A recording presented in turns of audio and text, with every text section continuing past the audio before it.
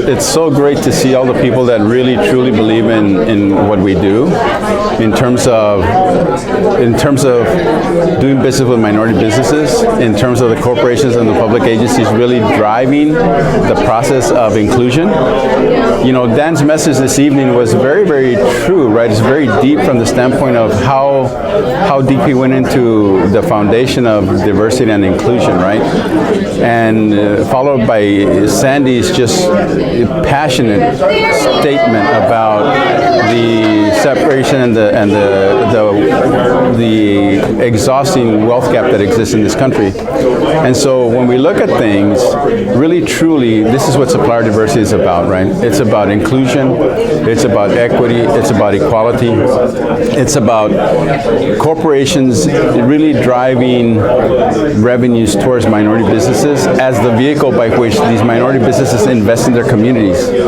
So the message was very consistent from everybody, and none of that was rehearsed. And understanding the impact that our minority businesses have to the tax base, to the community base, to the employment base, it was pretty amazing. It was a great event. I love the fact that our selection process is very, very controlled by an awards committee. The council has nothing to do with the selection of it. All we do is organize the nominees. We organize the request for nominations.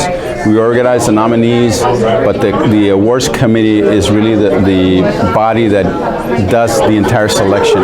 We have nothing to do with it. All we do is really jot down at the end of the night who the winners were, and so I really appreciate the integrity of that process, and I really enjoy the fact that we had some great winners. We had Starbucks, a strong proponent for supplier diversity.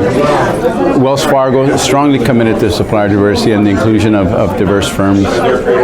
King County, Sandy Hanks is just a tremendous leader within the county itself. And then we had all these great suppliers. We had U.S. facilities, a firm out of Pennsylvania that's doing business here in the Northwest. We had Kalani Packaging, firm that has really grown through, I mean, they're now over $10 million, firm that has truly grown because of the business that our corporate members do with them.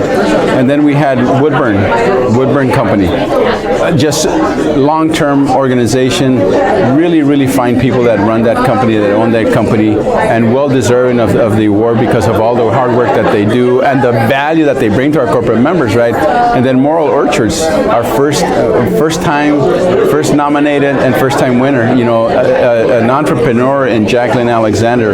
We talk about Tiffany Hamilton out of Salem, Oregon, supporting all the MBEs across the region.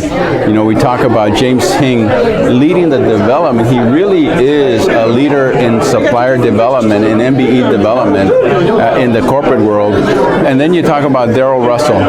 Daryl is just like truly committed to supporting MBEs. I just can't say enough.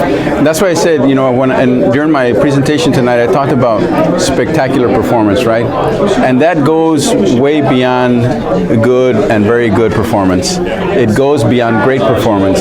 It goes to that performance where you're putting yourself out on the edge and you're executing against the edge and you're executing well. So that's what I think of the award winners this evening. It's really a validation of the work that they do, right? Whether it's a public agency winning an award, whether it's a corporation winning an award, whether it's an individual winning an award, whether it's a minority business winning an award, right?